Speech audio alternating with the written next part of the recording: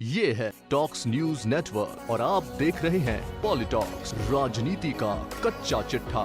देश के सामने बहुत सारी चुनौतियां हैं और ये साल कोई बड़ा अद्भुत साल है, क्योंकि इस वर्ष एक तरफ टिड्डी का यहाँ पे प्रकरण हुआ, साइक्लोन हिंदुस्तान में आया, कई बार भूचाल अलग अलग राज्यों में आ रहे हैं, कोरोना ऊपर से आ रहा है, बहुत सारी दुर्घटनाएं और ऐसी खबरें सामने आई कि इस साल के बारे में जितना कम कहा जाए उतना बेहतर है।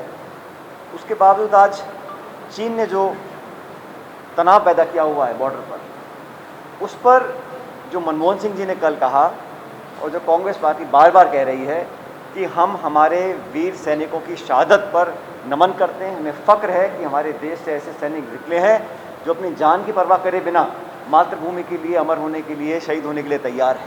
पूरी सेना के साथ, पूरे सैनिकों के साथ पूरा देश और हमारी पार्टी हमेशा थे और खड़े रहेंगे।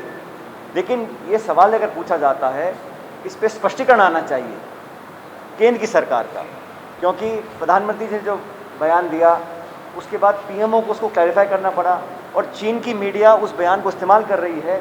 ये बड़ा असमंजस पैदा करने वाली स्थिति है और अभी भी स्पष्ट नहीं हो पा रहा है कि फिंगर 4 से लेकर फिंगर 8 तक यथास्थिति क्या है। अगर हमें स्टेटस को वापस लाना है, मतलब उसमें छेड़छाड़ हुआ है, उसको एक्सेप्ट कर रहे हैं कि नहीं कर रहे हैं, तो ये स्पष्ट रूप से केंद्र सरकार को बताना चाहिए। और जैसा मनमोहन सिंह जी ने कहा कि शब्दों का खेल कर कर वास्तविकता को हम परिवर्तित नहीं कर सकते। भारत की सीमाएं, उन पर कोई कॉम्प्रोमाइज़ नहीं कर सकता। कोई दल, कोई नेता, कोई पार्टी, कोई राजनीति कर कर हमारे देश की अखंडता को, हमारे देश की आंतरिक सुरक्षा को अगर कोई चैलेंज करेगा तो पूरा देश मिलकर ईंट का जवाब पत्थर से देने की ताकत रखता है। लेकिन हमारे सैनिकों के साथ जो हुआ, उस पर क्या कार्रवाई सरकार कर रही है, इसका खुलासा करना चाहिए।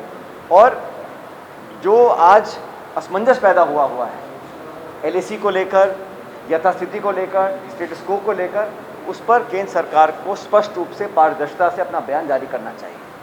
ये है टॉक्स न्यूज नेटवर्क और आप देख रहे हैं पॉलिटॉक्स, राजनीति का कच्चा चिट्ठा।